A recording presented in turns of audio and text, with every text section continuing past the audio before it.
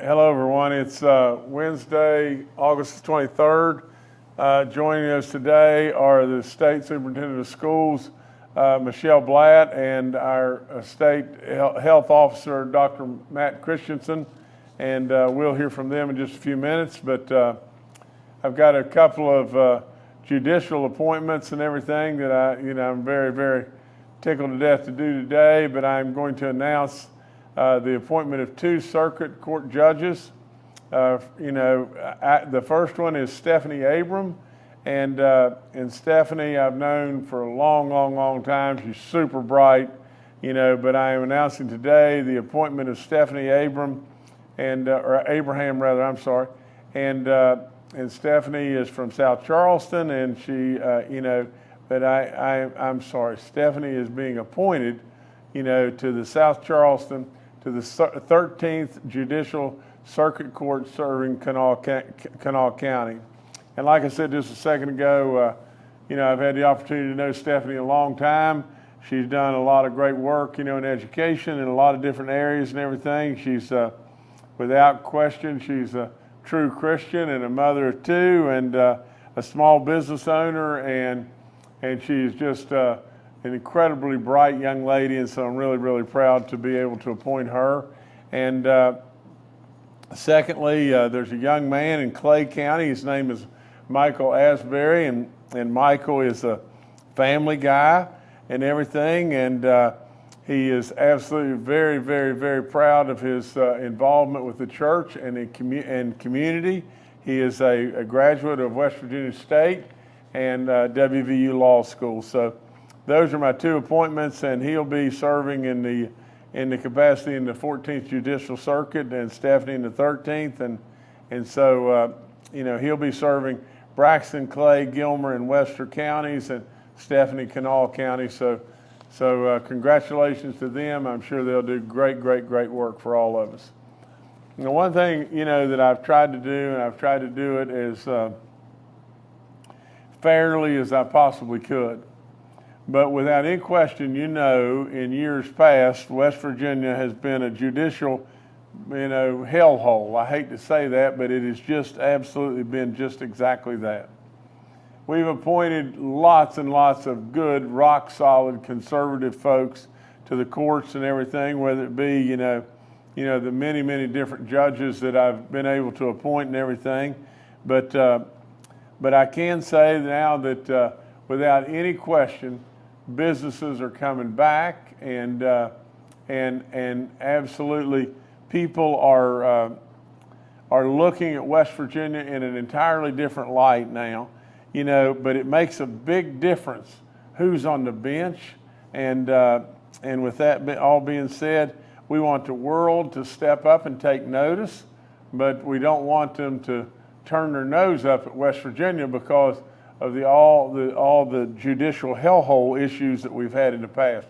So with all that being said, we're going to continue to appoint good, rock-solid judges, and they'll just make life better for each and every one of us every day. I've got a report to you, and Dr. Christensen may come on in just a few minutes and tell you a little bit more about this situation, but in Peyton City, we're closely monitoring everything there through our DEP. DEP is working hand in hand with the EPA, and DHHR is right in the middle of all this and everything. Everyone is working to assure that the residents of Peyton City are safe, and we're going to get great and good drinking water back as quickly as we possibly can, and as quickly as we can under the guidelines of it being safe. And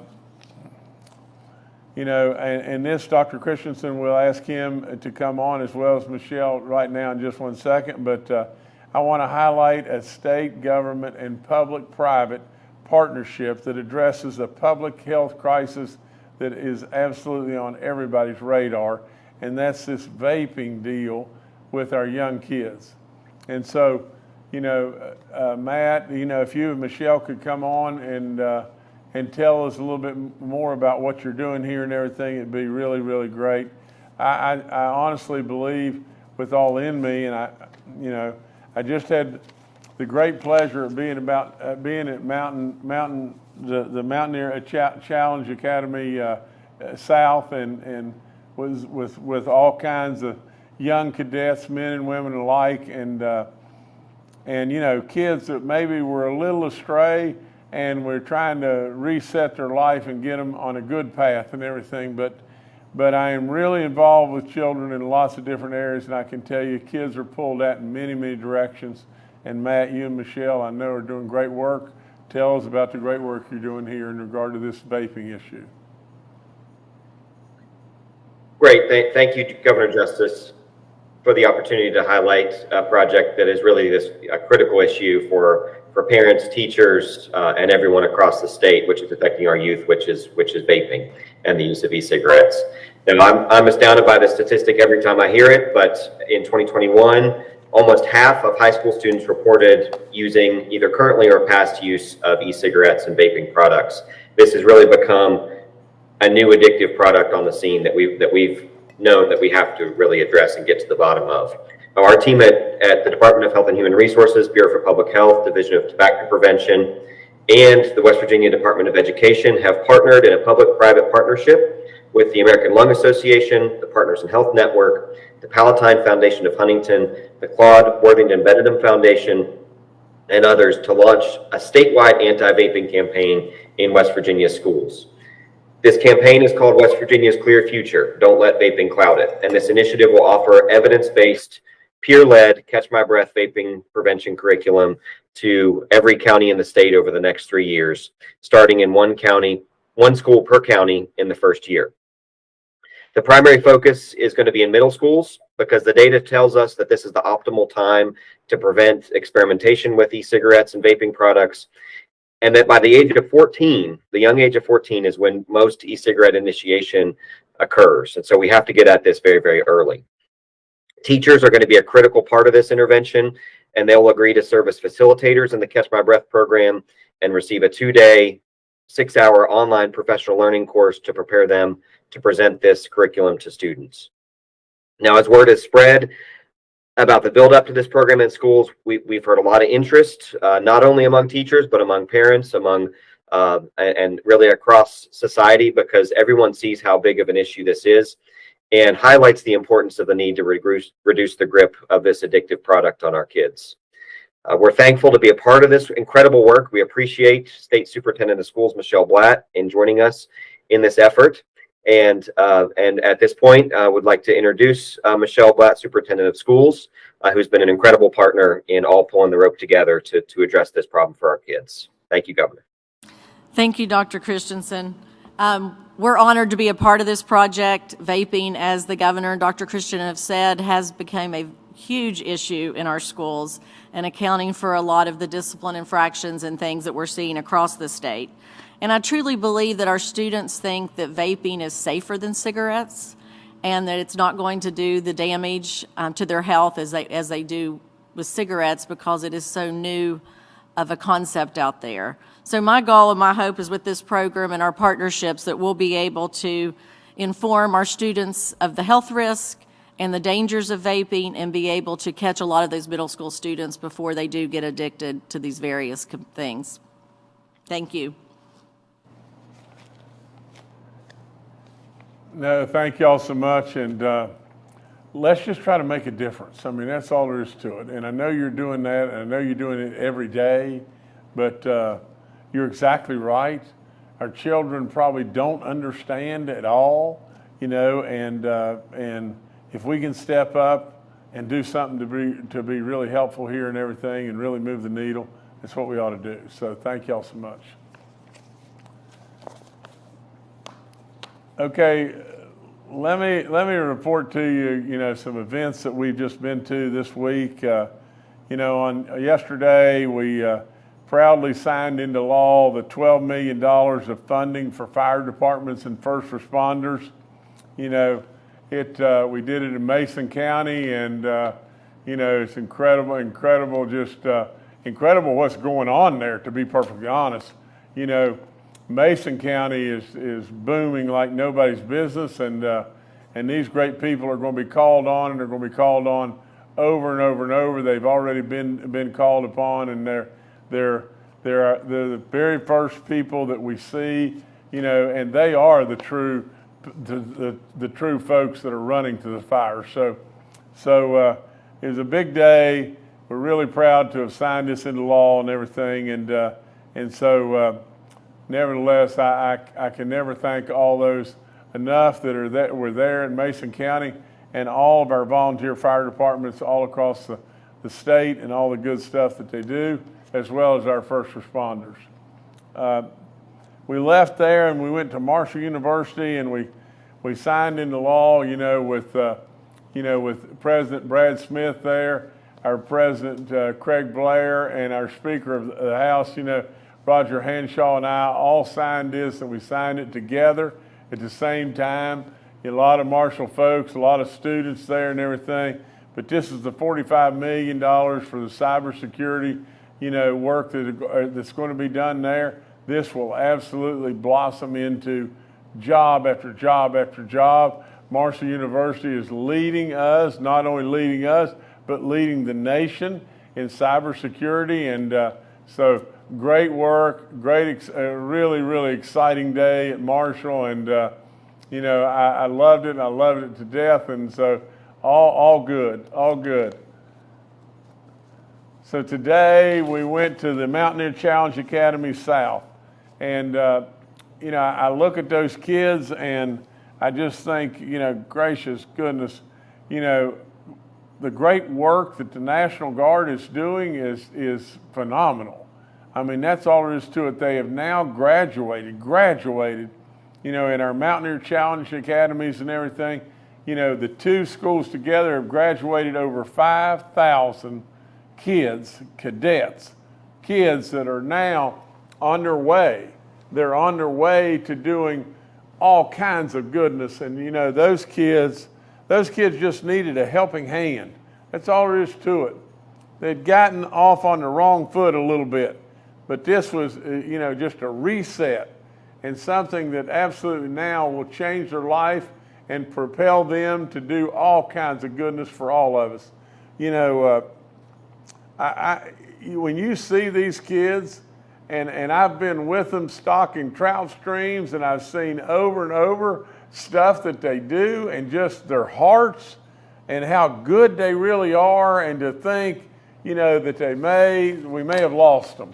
That's just all there is to it. So it was really a great day. We signed into law Bill 1038, and that was Senate Bill, like I said, 1038, and it was basically, giving them $3,039,900 that's going to be invested in Mountaineer Challenge Academy South, and it's going to do all kinds of upgrades, from security equipment to living conditions for the cadets, to all kinds of repairs to the HVAC system, all kinds of goodness that'll just make things so much better for the instructors and those kids right there. So really good start to today. We got a lot more to do before the day's over, but nevertheless, a real nice start to the day. This is just an announcement, but Secretary Ruby, the map on our fall foliage map is coming out today.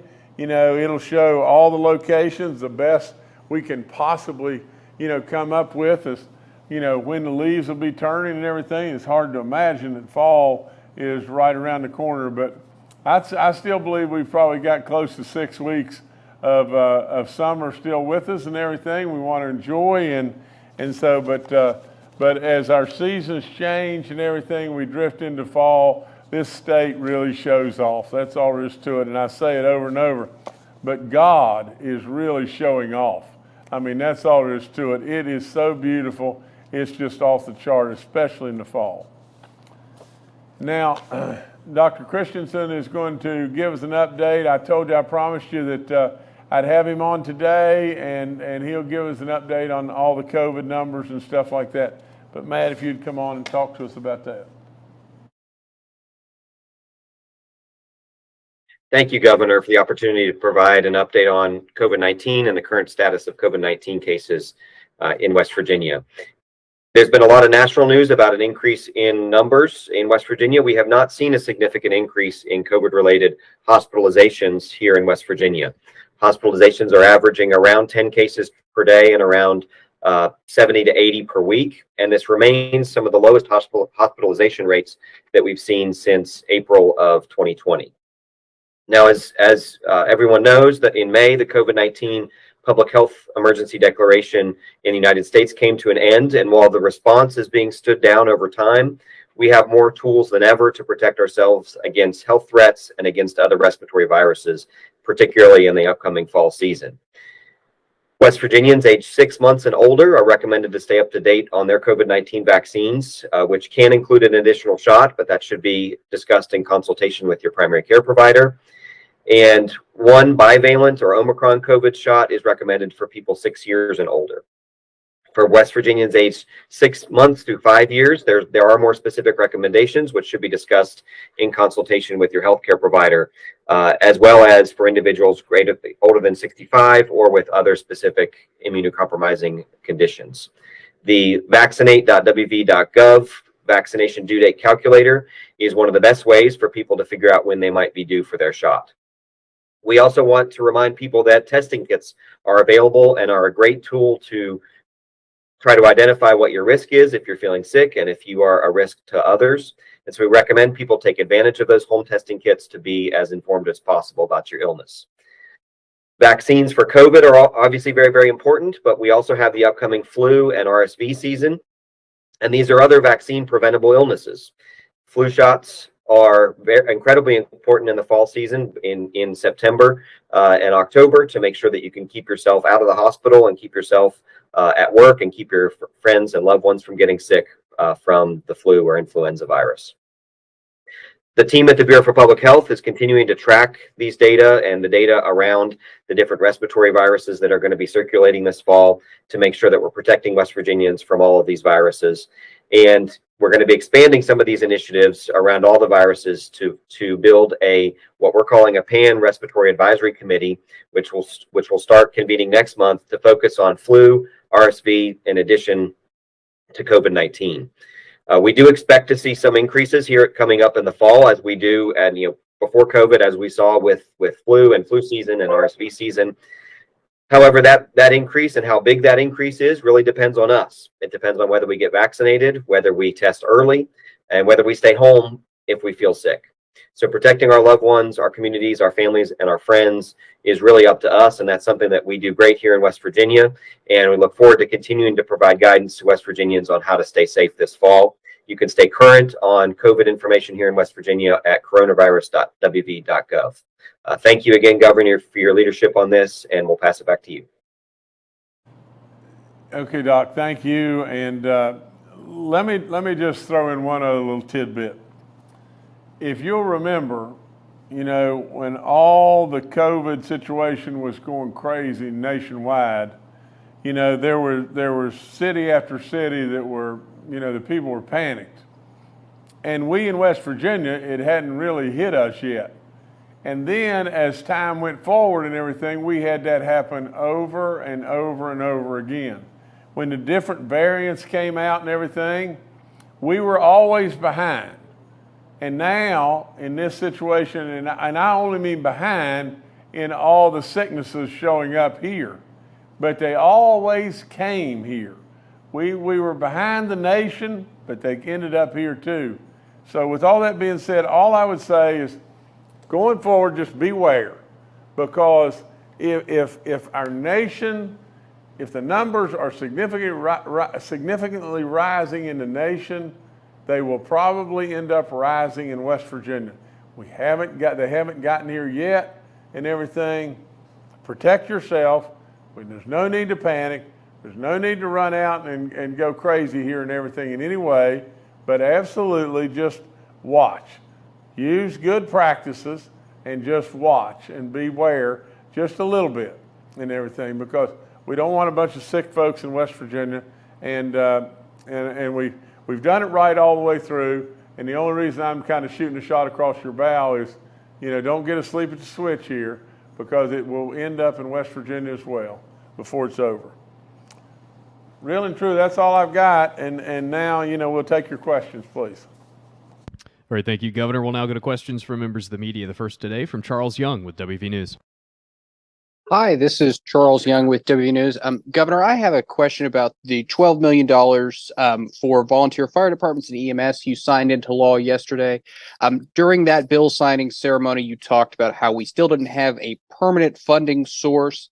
Is that something you would plan to include in your budget next year, or what are some other alternatives you're considering to provide a permanent funding source for that? Charles, that's exactly right. We need to work with the legislature and everything. We couldn't pull it all together right now, but we need to work with the legislature and see, there's got to be a way, and we'll get it worked out. But we need a permanent funding source, but we need to do that without doing something that absolutely would just, I think it would in the news, it would dismantle so much good that we've already done. I'll tell you what let's do. Let's just raise a tax. No, let's don't just raise a tax, and everything. Let's don't do that. Let's find another way to be able to handle this on a permanent basis and everything. We don't need to do that. We absolutely have got so much good going on and everything. We don't want people on the outside associating this great state of West Virginia as a place where we raise taxes. We don't want to do that. We've got other ways to figure this out, and we'll figure it out, in the up and coming, general session later on, or next year. All right, thanks, Charles. Next to Brad McElhenney with West Virginia Metro News. Hi, Governor. Good to see you. Just a little bit of house cleaning first before I get to my actual question. You regularly say you aim for transparency. The newly appointed judge, Stephanie Abraham, is the wife of your chief of staff, right? Here's my actual intended question. Bear with me for a second. Takes a little bit of explaining. Earlier this month, the Greenbrier Resort, owned by your family, hosted a live golf tournament that is bankrolled by a Saudi investment fund, Saudi Arabia. The 9/11 Families Organization, made up of people who lost family members to the September 11th terrorist attack, has said Saudi operatives played a role in the 9/11 terrorist attacks and call live golf, quote, sports washing, to salvage the reputation of Saudi Arabia through sports. You appear to have been at the golf tournament. You are also a candidate for U.S. Senate, where you could be making decisions influencing U.S. policy and international affairs. Did you talk with representatives of Saudi Arabia's public investment fund? And is it appropriate for a candidate for U.S. Senate to participate in hosting an event associated with the Saudi government? Thank you. Well, Brad, all I can do is tell you just this, that I did not hear, I was there on 2 or 3 different occasions, enjoyed the event, absolutely, without any question. All the people that were there, and there were thousands and thousands and thousands of people there. They were having a really great time. They really enjoyed the days of great golf and everything that was going on there. Not one comment, not a single comment to me in the negative from a single person. Absolutely, Saudi Arabia is a great ally of the United States. And I thought the event was great, and I thought the event was great for West Virginia, and West Virginians were able to enjoy, and it's just more good stuff, in my opinion, as it comes to West Virginia. But you mentioned Stephanie Abraham. I would just tell you just this, for anybody that knows Stephanie Abraham, whether she's the wife of my chief of staff or whomever it may be, we're not going to penalize. We're not going to penalize a great candidate and somebody that's as qualified as she is and everything, just because she's a hard worker and the wife of my chief of staff.